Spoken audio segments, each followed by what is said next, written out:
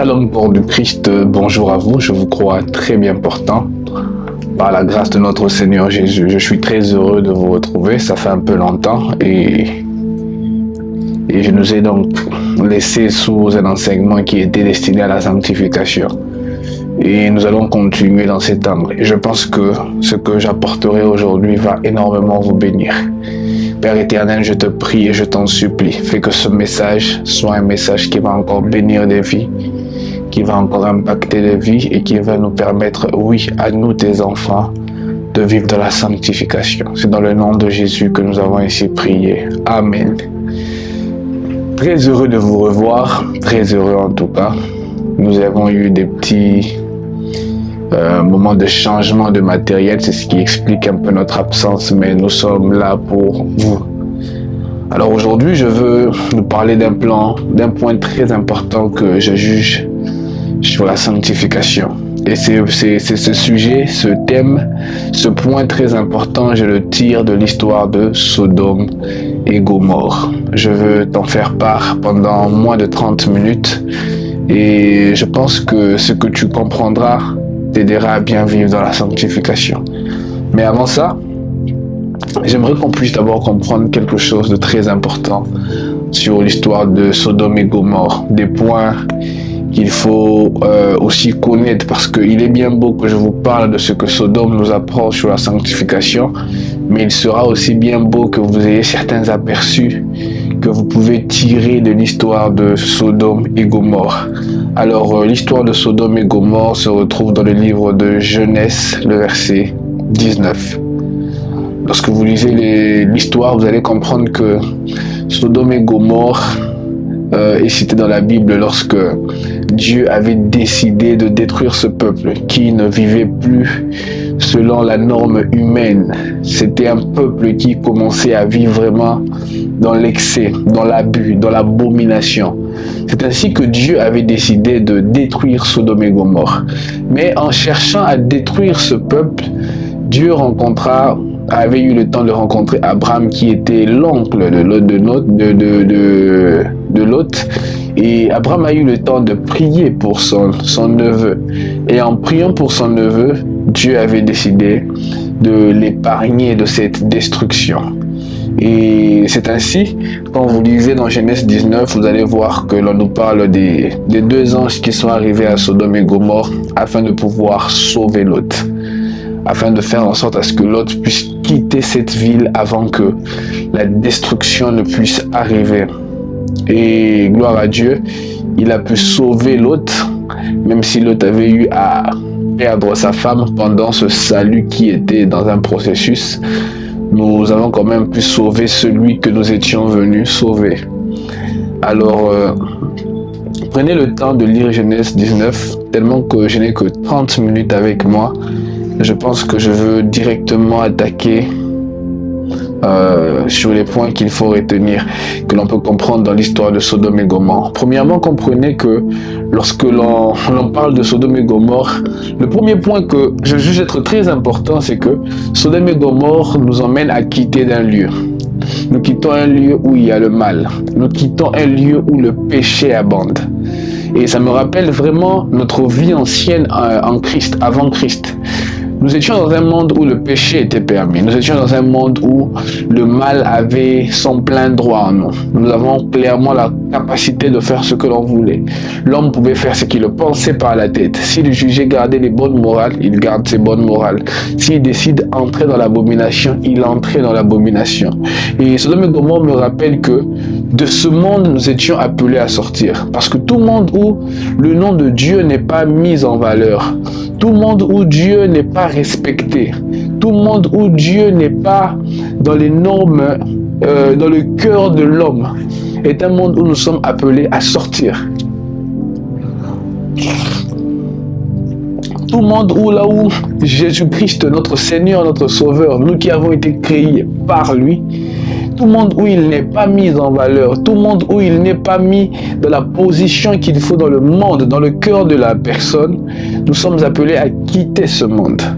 Et donc du coup, Sodome et Gomorrhe devaient perdre Lot, parce que Lot n'était pas appelé à vivre dans cette abomination. Lot avait été appelé à vivre dans la volonté de son Seigneur. C'est ainsi que Lot a accepté cette volonté qui lui était destinée. Tout comme aussi toi aussi qui peut-être vis dans le monde, tu es appelé à accepter cette volonté qui doit te faire comprendre que tu n'es pas du monde. C'est vrai que peut-être tu vis dans ce monde, oui, mais tu n'es pas comme tout le monde. Tu as une destinée spécifique et tu dois sortir de cela.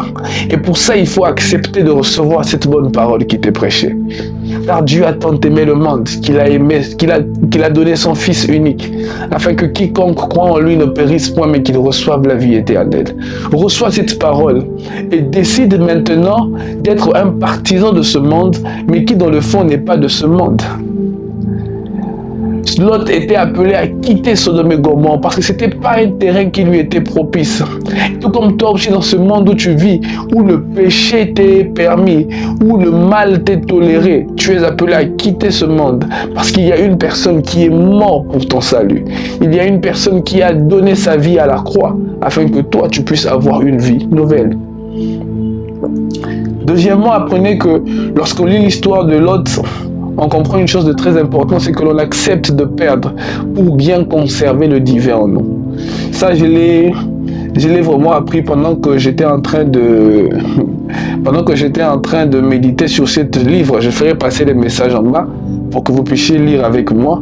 Vous savez, lorsque les hommes qui vivaient dans l'abomination étaient venus pour connaître sexuellement ces deux anges que Dieu avait envoyés auprès de Lot, Lot a accepté de perdre ses deux filles vierges, mais de conserver ces deux personnes que Dieu avait envoyées vers lui. Et là, je peux voir une personne qui décide d'accepter de perdre quelque chose qu'il juge être valeureux pour conserver le divin. Mais attention, lorsque l'on décide de perdre de ce monde pour conserver le divin, on perd sans perdre parce que Dieu nous remettra ce qu'on a accepté de perdre. Lorsque vous lisez l'histoire d'Abraham et de son fils Isaac, Abraham avait accepté de livrer son fils à Dieu. Mais attention, Abraham n'avait pas perdu son fils parce que ce fils qu'il avait accepté de livrer à Dieu est ce même fils que Dieu lui avait rendu. C'est ainsi dans cette histoire, lorsque il a voulu conserver le divin, il a voulu conserver les deux anges, que les deux anges ont agi en leur faveur. Il disait, prenez mes deux filles qui sont vierges, connaissez-leur, mais épargnez ceux que j'ai reçus. Et automatiquement, les anges se sont mis en action et ont frappé d'aveuglement ce peuple qui était venu commettre l'abomination encore une fois. Alors sachez que lorsque vous donnez votre vie à Dieu, vous acceptez de perdre sans perdre. Parce que tout ce que vous jugez être primordial pour vous, tout ce que vous jugez être une perte pour vous, ne sera jamais une perte. Car si ces choses sont importantes pour votre vie, Dieu vous les rendra. Troisièmement, apprenez que l'on leur va à un endroit parce que lorsque Dieu demande à Lot de sortir par ses anges, il ne leur demande pas de sortir pour aller nulle part.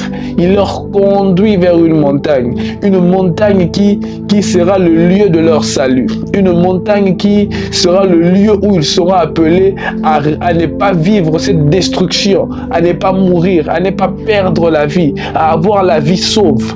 Et donc on quitte le monde pour aller vers un endroit meilleur. Nous ne quittons pas le monde pour aller à un endroit où l'on n'aura pas l'assurance de la vie. Nous quittons le monde pour aller à un endroit où nous avons une grande assurance d'une vie meilleure. Et donc, ne dites jamais que votre vie chrétienne est pitoyable par rapport à votre vie mondaine. Non, la vie chrétienne, là où Christ nous emmène, est un endroit 100 fois plus mieux que où nous étions. D'ailleurs, des fois, les gens se demandent, au ciel, on fera quoi? On chantera seulement pour Dieu. Oui, l'adoration éternelle que nous rendrons à Dieu dans le royaume des cieux sera 1000 fois plus mieux que ce que l'on peut faire ici dans le monde. Croyez-moi. Alors, sachez que nous allons à un endroit, car Dieu nous tire d'un endroit pour nous emmener quelque part. Et quatrièmement, j'apprends encore qu'il y a des exigences. Il y a des exigences. Le Dieu qui nous sauve est un Dieu qui nous donne toujours des exigences à respecter. Nous avons toujours des normes à suivre comme il se doit. Nous avons toujours des normes à respecter comme il se doit. Et si nous ne sommes pas dans le respect de ces exigences, nous risquerons de perdre ce salut que nous recevons. Alors sachez que oui, il y a des exigences qu'il faudra toujours respecter. Gardez toujours l'Esprit de Dieu en nous. Restez éveillés. Ne pas perdre son salut. Il y a de ces choses que l'on doit toujours accomplir pour notre Dieu, afin de pouvoir rester auprès de lui.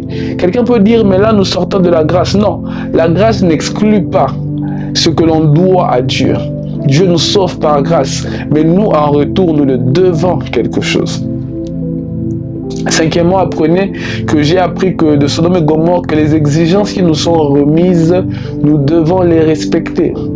Celui qui ne respecte pas les exigences est en train automatiquement de se dérouter, de se livrer à une mort. Lorsqu'on te donne une exigence qui est liée à ton salut, fais un effort, respecte ces exigences.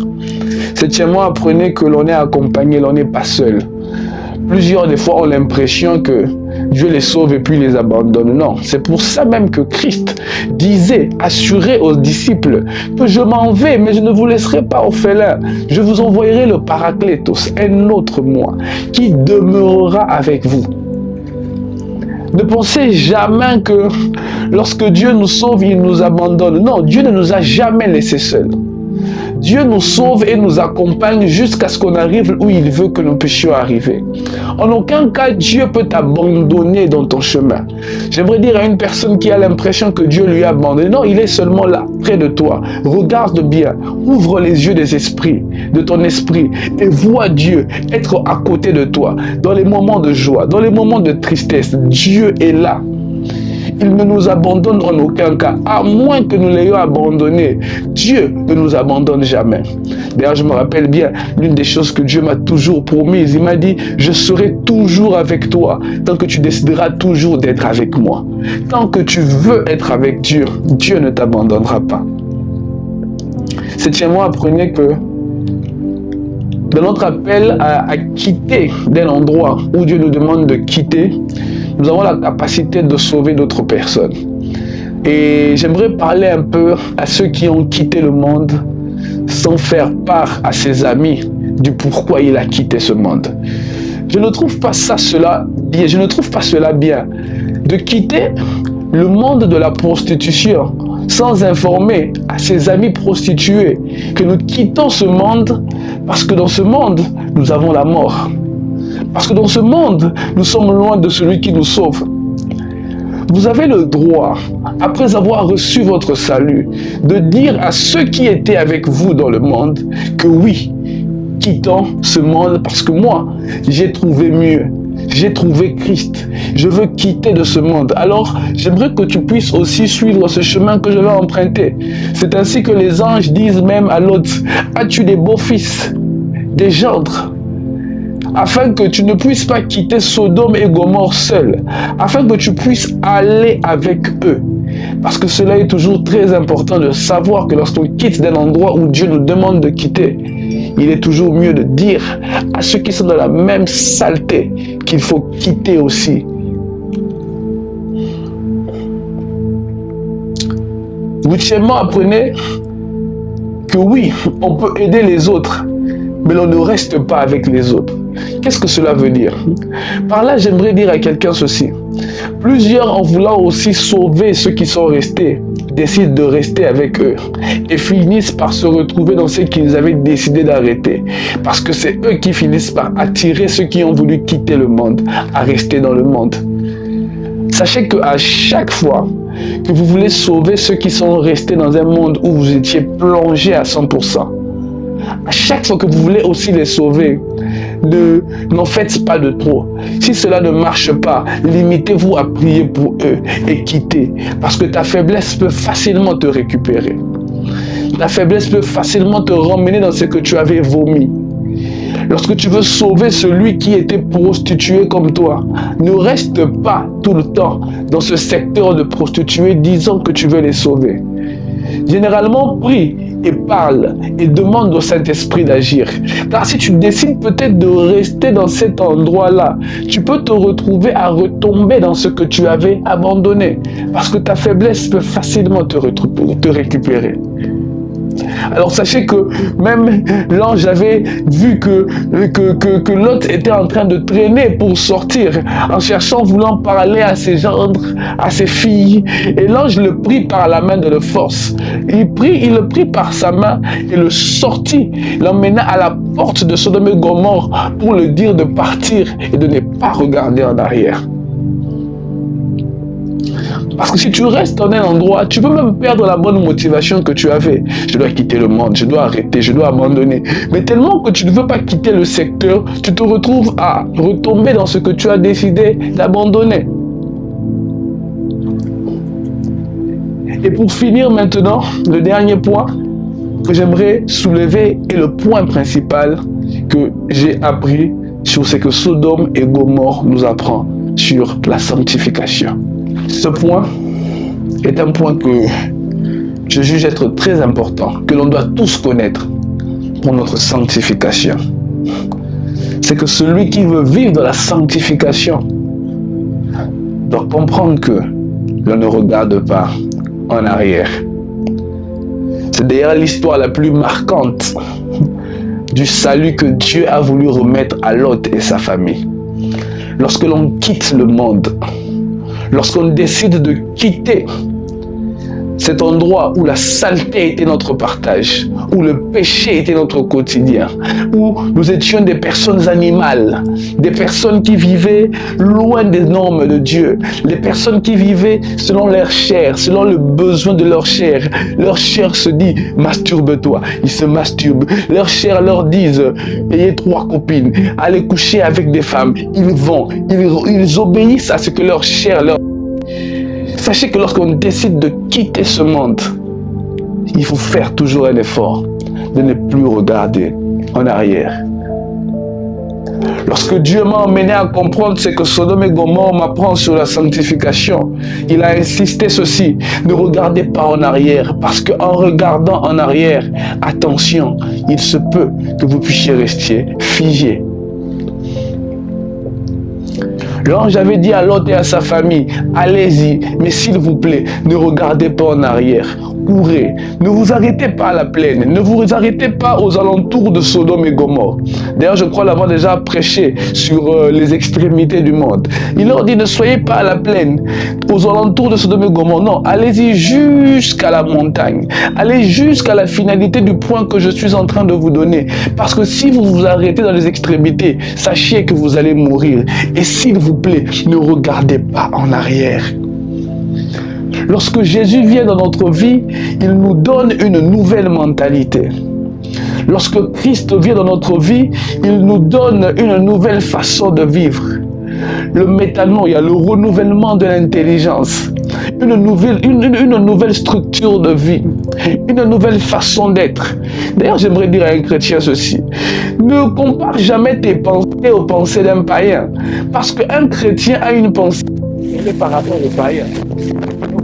J'ai rencontré un frère qui me disait, je ne peux pas avoir qu'une seule femme, parce que je ne saurais pas. Et je ne peux pas l'en vouloir parce qu'il a une mentalité du monde. Moi, la mentalité que j'ai est une mentalité nouvelle, une mentalité renouvelée par Jésus. Au travers de son esprit, je vois les choses autrement. Et donc du coup, tout ce qui est du monde doit rester derrière nous. Parce que si nous ne regardons que devant, nous allons oublier tout ce que nous avons laissé derrière. Parce que peut-être que derrière, je n'arrivais peut-être pas à me détacher d'un tel péché. J'étais accro à un péché quelconque. Mais si j'oublie tout ce qu'il y a derrière pour ne regarder qu'à ce qui est devant moi, j'oublierai que j'avais un monde avant ma conversion. J'oublierai que j'avais des faiblesses qui dominaient sur moi avant ma conversion. Je dirais, je suis rempli de l'Esprit de Dieu. Je dirais, celui qui vit en Christ a l'assurance du salut, a le pouvoir sur sa chair. Si seulement je laisse cette mentalité nouvelle demeurer en moi, toutes ces choses du monde, j'oublierai cela et je me focaliserai que sur ce que Dieu a mis devant moi. Si vous vous mettez à regarder en arrière, attention, il se peut que peut-être une faiblesse que tu avais déjà vaincue puisse reprendre place dans ta vie. Pourquoi? Parce que tu as regardé en arrière. C'est ainsi que la femme de Lot, pendant qu'elle était en train de fuir, pendant qu'elle était en train de quitter Sodome et Gomorrhe, elle regardait en arrière. Et la Bible dit qu'elle resta figée. Elle resta bloquée. Elle fut transformée en sel, en une pierre de sel. Pourquoi? Parce qu'elle s'était mise à regarder son monde du passé. C'est parce qu'elle s'était mise à regarder ce qu'elle avait décidé de quitter. Ne regardez pas ce que vous avez décidé d'abandonner. Vous risquerez d'être figé. Vous risquerez d'être vaincu. Vous risquerez de ne plus pouvoir voir ce qui est devant vous. C'est ainsi qu'on a des chrétiens aujourd'hui. Ils sont chrétiens, mais ils vivent dans le monde. Pourquoi? Ces personnes sont déjà transformées en pierre de sel. Regardant le monde et vaincus par ce qu'ils avaient décidé d'abandonner. Ne regardez pas en arrière, regardez seulement devant vous. Oubliez la mentalité du passé. Oubliez les liens du passé. Oubliez tout ce qui vous dominait dans le passé. Regardez simplement à ce qui est devant vous. Un grand secret de la sanctification. Oublie, ma chair est faible. Mais dis-toi que mon corps est fortifié par la présence du Saint-Esprit. Plus il est en moi, moins ma chair agit. Ayez cette mentalité. La mentalité nouvelle que vous recevez du royaume. Alléluia. La mentalité nouvelle qui vous donne l'espoir que vous êtes appelé à vivre de la sanctification du début de votre vie chrétienne jusqu'à la fin de votre vie chrétienne. Si cette nouvelle façon de voir les choses devient votre quotidien, c'est alors que vous deviendrez ce bon chrétien qui est appelé à vivre dans la sanctification. Tel est le message que je voulais vous apporter aujourd'hui. Et donc retenez que Sodome et Gomorrhe nous apprend sur la sanctification, que l'on ne regarde pas en arrière. Que Dieu vous bénisse abondamment. Shalom corps du Christ, bonjour à vous. Alors aujourd'hui je viens vous parler d'un nombre qui nous est très important.